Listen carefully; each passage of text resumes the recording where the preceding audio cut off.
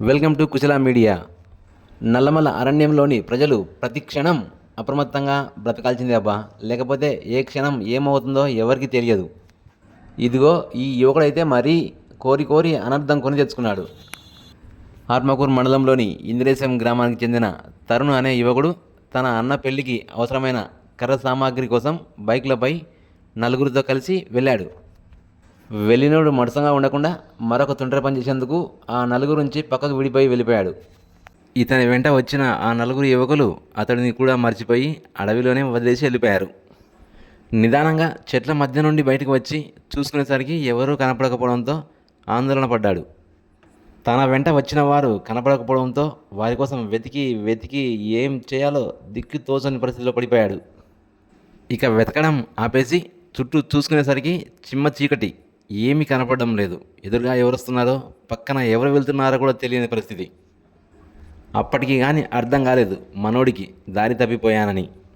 అయితే ఈ యువకుడు దారి తప్పిపోయింది ప్రమాదకరమైన ఎలుగులకుంట ప్రాంతం. ఆ ప్రాంతంలో చిరుతపులులు, ఎలుగుబంటతో పాటు ప్రమాదకరమైన అడవి మృగాలు నీళ్లు తాగడం కోసం వస్తుంటాయని గ్రామస్తులు చెబుతున్నారు.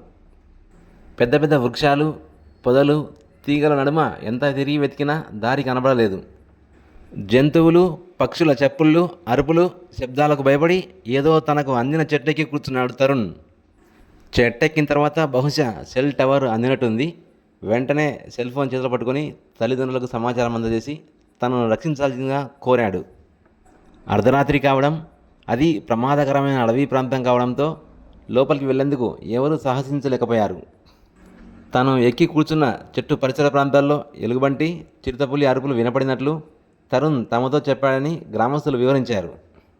మరుసటి రోజు తెల్లవారిన తర్వాత వెలుతురు వచ్చినప్పటికీ దట్టమైన అడవి ప్రాంతం కావడంతో ఎటువైపు వెళ్లాలో తెలియక తికమకపడ్డాడు తరుణ్. తమ ఊరు చేరుకోవాలంటే దక్షిణం దిక్కున పయనించాల్సి ఉన్నా తెలియక తూర్పు దిక్కున పయనించి దాదాపు మధ్యాహ్నంకు అడవి సమీపంలోని కృష్ణాపురం గ్రామం చేరుకున్నాడు.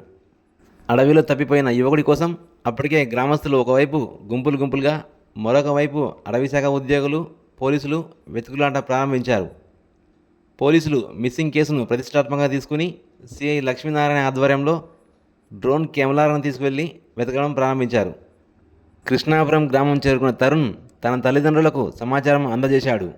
ఒక విధంగా తరుణ్ అదృష్టవంతుడే అని చెప్పుకోవచ్చు. ఎందుకంటే అడవిలోకి వెళ్ళిన ఎంతోమంది మృత్యువాత పడ్డారు.